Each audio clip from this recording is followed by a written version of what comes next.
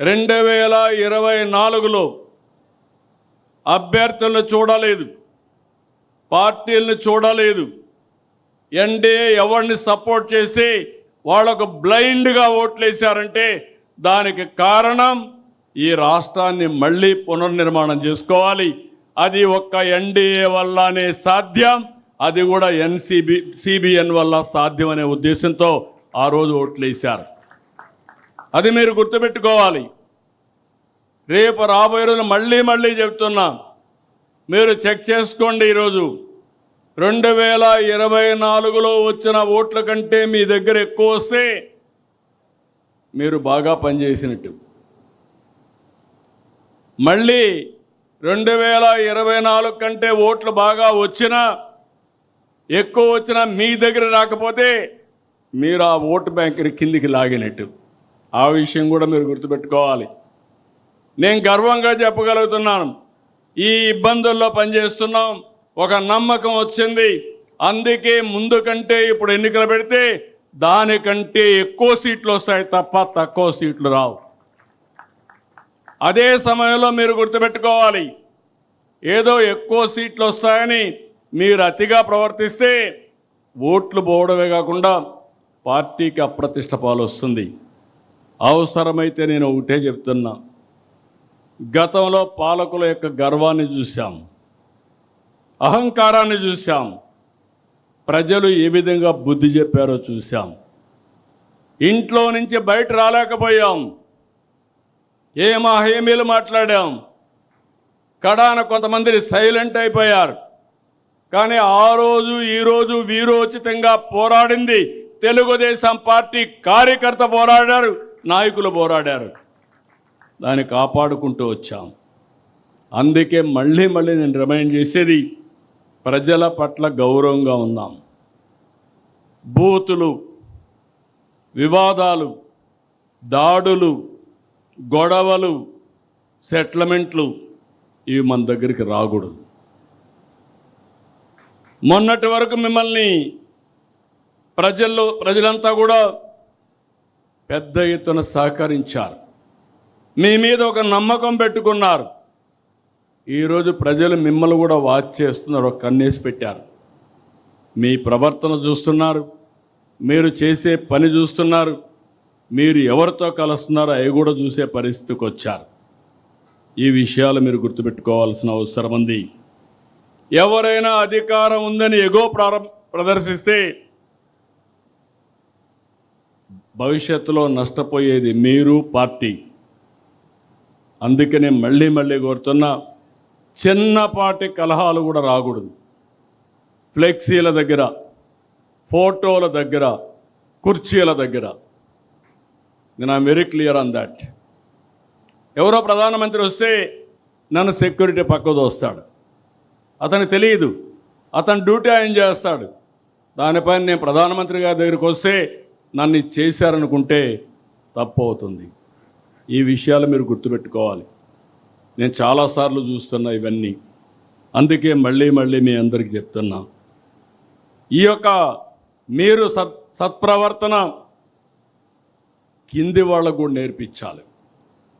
We are not only individual leader by virtue of your position. మీకు vulnerability ఎక్కువ ఉంటుంది. ఒక మంత్రి, కేంద్ర మంత్రులు తప్పు చేసే నేషనల్, ఇంటర్నేషనల్ మీడియాలో హెడ్లైన్స్ వస్తాయి.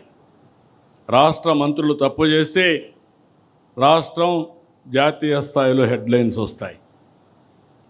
ఏదైనా ఒక ఎమ్మెల్యే కానీ ఒక ఎంపీ తప్పు చేస్తే అదే స్థాయిలో ప్రొజెక్షన్ వస్తుంది. ఈ విషయాలు మనం గుర్తుపెట్టుకోవాల్సిన అవసరం ఉంది.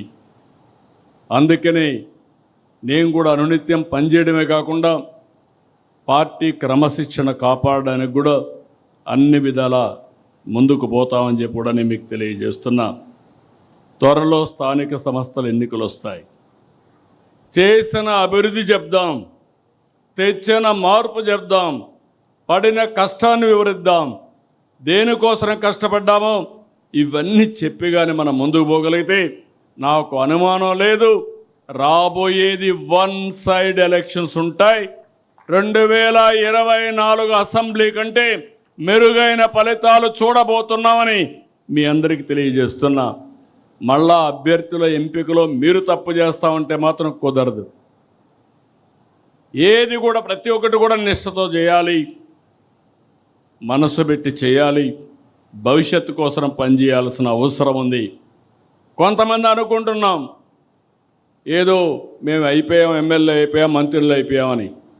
2 ఏళ్ళు అయిపోయింది, 3 ఏళ్ళ మళ్ళా ఎలక్షన్స్ వస్తాయి. మీకు అందరికీ గుర్తుపెట్టుకోవాలి, వన్ టైం ఉండాలంటే ఒక ఆలోచన, శాశ్వతంగా ఉండాలంటే ఇంకొక ఆలోచన. శాశ్వతంగా ఉండాలంటే శ్రమ పడ్డాలి. ఏమైనా పర్వాలేదు, పార్టీ ఏమైనా పర్లేదు, పార్టీ మీద ఉంటే నేను గెలుస్తానంటే మాత్రం కుదరదు. ఈ విషయం మనందరికీ గుర్తుండాల్సిన అవసరం ఉంది. దయచేసి ఇక్కడ పిలిచింది కూడా ఈరోజు నేను ఎంపీలని పిలిచాను, ఎమ్మెల్యేలను పిలిచాను, నేషనల్ పార్టీ ఎగ్జిక్యూటివ్స్ కానీ కార్యవర్గాన్ని అందరిని పిలిచాం, రాష్ట్ర పార్టీ కార్యవర్గాన్ని పిలిచాం. అందరం కూడా ఈ రోజు నుంచి మనస్పర్ధలు లేకుండా అందరం కూడా ఒక పద్ధతి ప్రకారం పనిచేసే పరిస్థితి రావాలి. అన్నింటికంటే ప్రజాహితమే ద్వేయంగా మనం పనిచేస్తే ఈ సమస్యలు ఉండవు. ఎంపీలు ఎమ్మెల్యేలు కలిసి పనిచేయాలి. ఎమ్మెల్యే ఆ కాన్స్టిట్యున్సీలో ఉండే కమిటీలతో కలిసి పనిచేయాలి. ఎంపీ పోయినప్పుడు నేను చూస్తున్నప్పుడప్పుడు ఎమ్మెల్యేలు నేను చెప్పినప్పుడే నువ్వు రావాలనడం, అదే మరి ఎమ్మెల్యేలంతా కూడా కార్యకర్త నా మాట వినకుండా నా పర్మిషన్ లేకుండా చేయకూడదని చెప్పడం, ఆదేశాలు ఇవ్వడం. అంటే ఈయన పర్మిషన్ లేకపోతే మండల పార్టీ ప్రెసిడెంట్ పనిచేయకూడదు, క్లస్టర్ పనిచేయకూడదు, యూనిట్ పనిచేయకూడదు. ఒకవేళ ఎంపీ వచ్చినా అక్కడ ఎవరు ఈయన రిసీవ్ చేసుకోకూడదు ఆయన చెప్పే వరకు. ఇది మంచి పద్ధతి కాదు. ఒకప్పుడు తెలుగుదేశం పార్టీ ఒక ఉన్నతమైన సాంప్రదాయాలతో, ఒక మండల పార్టీ ఎన్నిక ఎమ్మెల్యేకి సంబంధం లేదు, ఆ మీటింగ్లో ఆయన ఉండడు. అందరినీ కూర్చొని పెట్టి సెలెక్ట్ చేసి ఎవరైతే మండల పార్టీ ప్రెసిడెంట్ ఉన్నాడో ఆ పార్టీ అధ్యక్షుడితో ఆయన పనిచేయించుకోవాలంతే. అలాంటి సాంప్రదాయాలు ఉండే పార్టీ అందుకే ఈరోజు నిలబడింది. లేకపోతే ఇంకోటి కూడా చెప్తున్నా, మీరందరూ గుర్తుపెట్టుకోవాలి, తెలుగుదేశం పార్టీ కార్యకర్తలు మాతో ఉంటారనుకుంటారు. మీరు అధికారంలో ఉన్నంత వరకు ఉంటారు, టికెట్ ఇస్తే మీతో ఉంటారు, టికెట్ ఇవ్వని మరుక్షణం తెలుగుదేశం పార్టీతో ఉంటారు, ఆ జెండాకే పనిచేస్తారు. నేను చాలా ఎన్నికల్లో చూశా, నాట్ 1 or 2 ఎలక్షన్స్, 9 ఎన్నికల్లో చూశా, 45 ఏళ్ళుగా చూస్తున్నా. అది తెలుగుదేశం పార్టీ కార్యకర్త యొక్క విశిష్టత అని చెప్పి కూడా నేను మీకు తెలియజేస్తున్నా. ప్రజా సమస్యలు పరిష్కారం చేయడంలో కూడా మనం చాలా వరకు జాగ్రత్తగా ఉండాలి, ఓపికగా తీసుకోవాలి. ఇక్కడ కానీ జిల్లాల్లో కానీ మీరు ఇవన్నీ తీసుకుని ఎక్కడికక్కడ ఇవన్నీ పరిష్కారం చేయాలి. ఇంకొక పక్కన